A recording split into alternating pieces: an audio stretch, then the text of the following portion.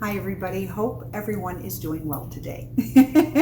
Today's topic I want to address is what happens when a spirit crosses over. I have done this in my early aspects of YouTube, and so for all the newbies that have subscribed, I want to say thank you so much, and I will be addressing a lot of things I've done in the past to bring you guys up to date. But what happens when a spirit crosses over? I get a lot of this pretty much every day.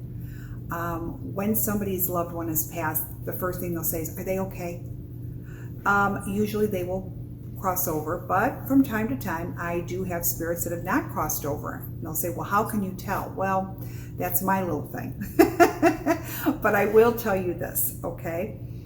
When you pass from your cremation memorial or your funeral, you have 72 hours, 3 days. You have this great beam of light that comes, but it's up to you if you want to go in it.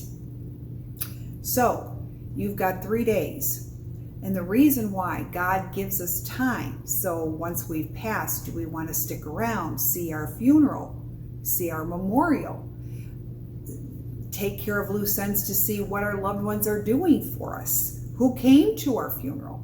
You have the choice to do that before you cross into the light and go with God.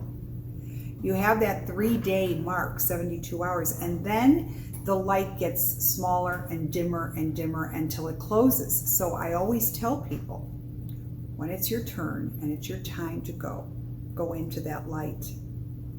If you want to wait a day or 2 days to see what's going on, you can very well do that.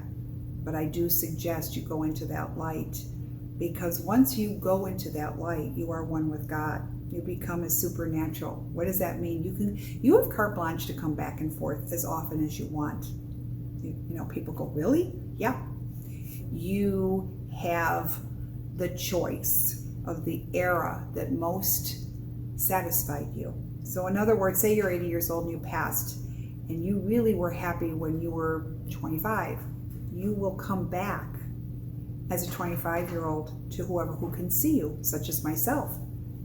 Many times when I'm doing readings, I can see who served in the armed forces. I see the uniform, and I'll say, oh, this is your grandfather. Wow, he was a good-looking guy. How muscular he was. He was noted for his muscles. I go, well, he's in that era. That's the era that he is showing because he was most happiest in that time. Or I'll see mothers and I'll say, oh, she's in about 35, 40 years old. And the kids will always say, yeah, that was mom's favorite time. I remember I had a friend of mine whose sister had passed, and she came to me. Now, she didn't have a leg. She had one leg amputated. And I said, your sister's got her legs, but I see her with dark hair. And she goes, no. She goes, that's not my sister. No. I'm like, yeah. I go, Jackie, I see your sister in dark hair.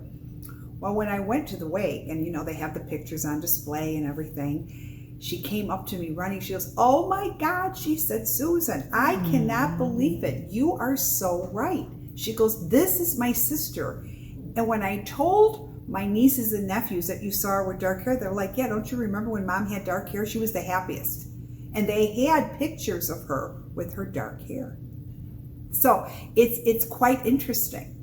But what happens where do you go? It's your choice to go through the light. I tell people all the time, please go. Many times I see people who work in hospice and they are helping the dying get through. And I always tell them, it's okay to let go. And when you see that light, you go to it. Many times, maybe a couple of weeks before someone is passing, they start seeing their loved ones coming. No, it's not the morphine. It's not hallucinating. They're seeing them. And they're getting ready for them to cross. They're not enticing them to come. They're letting them know that they're not alone and they're here for them. So I hope this has enlightened you. I hope this has given you more of a perspective. But when you have a reading done with me, you will always know if they crossed over. I will be able to tell you, and then I will go in depth. But I will always know. It's just that simple. So For all of you that has somebody that is in between worlds, I call it, and they are near death, tell them you love them. Tell them how proud that you are of them. Tell them it's okay to let go. And when they see the light, to go into it and not to be afraid. Because there's nothing to be afraid of. Okay? All right. Hope this is helping you, enlightening you, gives you a better perspective. Subscribe to Facebook, Instagram, and my favorite, YouTube. And more will come.